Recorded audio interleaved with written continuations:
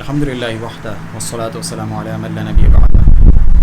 اولئک سیریز کی پہلی قسط کے ساتھ حاضر ہیں۔ اس سیریز میں ہم قرآن میں لفظ اولئک پر غور کریں گے انشاءاللہ۔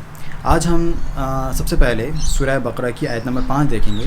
اس آیت میں اولئک کا لفظ 2 مرتبہ آیا ہے، اولئک علی ھدی من ربہم واولئک ھم المفلحون، یعنی یہی لوگ ہیں جو اپنے پروردگار کی ہدایت پر ہیں اور یہی ہیں جو فلاح پانے والے ہیں۔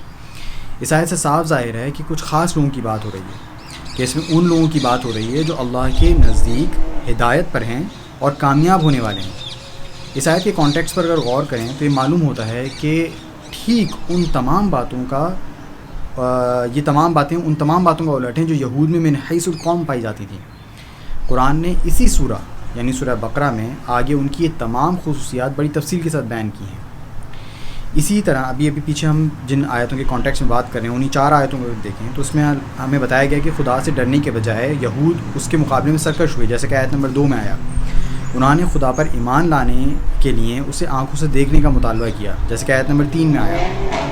وہ نماز سے غافل ہو گئے اور خدا کی راہ میں انفاق اور صدقہ کرنے کے بجائے لوگوں کو بخل اور کنجوسی کی ترغیب دینے لگے، جس کا الٹ آیت نمبر 3 میں بتایا گیا۔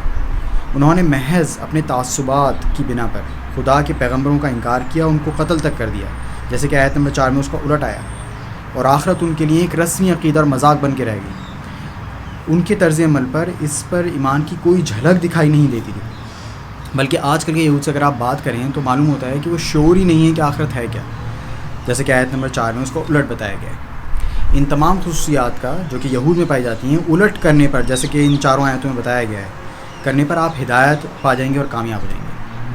اللہ ہمیں قرآن کو سمجھنے اور عمل میں لانے کی توفیق عطا فرمائے۔ وما علینا الا البلاغ۔